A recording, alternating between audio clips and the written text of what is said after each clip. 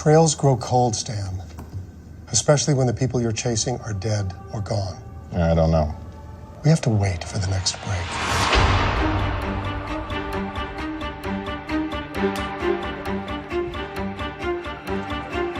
Counterintelligence is a very unique division within the FBI. The FBI's job is to fight crime. And of course, unlike a police department, their mission is to fight crime on a federal level, crimes against the United States of America. Spying against the United States, that's a federal crime, so the FBI does it. Yeah. Counterintelligence in this show is, of course, Stan and his whole office.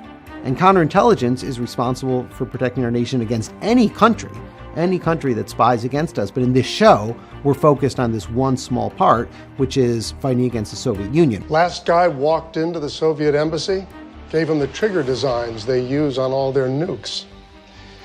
Let's figure out who this guy is before Brezhnev starts building his own space shuttle. You just want to stop him from stealing our secrets. Counterintelligence is just a vital part of making sure we collect the intelligence we need.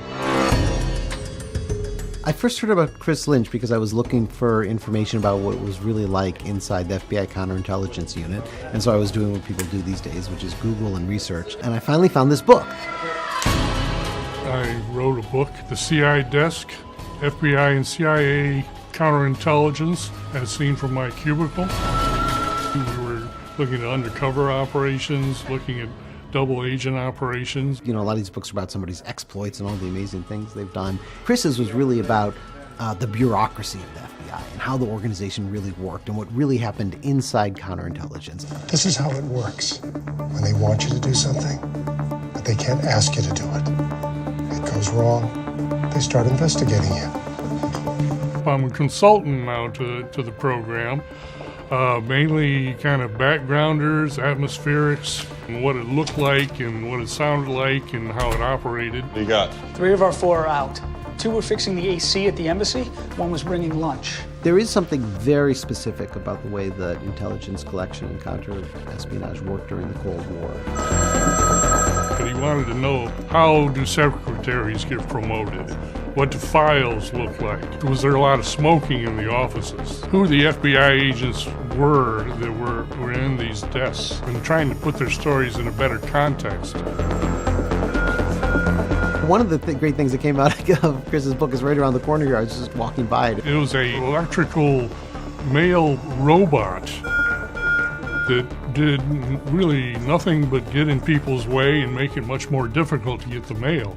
The secretaries all hated having this beeping machine going down the hallway. There was a time when I was a clerk at the FBI when we'd get together and talk about what happened if they made a TV program about FBI clerks. And there would be some crisis, and you'd run and go get a file, and then you'd flip through the file desperately, and then you'd write a memo. There's not a whole lot of dramatic tension from that kind of job. Don't come back here, Sanford. Unless it's to thank me for keeping your ass out of lockup. Since I worked at the CIA, any script I write that has to do with intelligence matters, which is obviously in the script for the show, I have to submit to the CIA. Well, Chris worked at the FBI and the CIA, so he has to submit things to both. Every word I said to you was the truth. That's twice the trouble I've got. I thought that was a pretty interesting problem.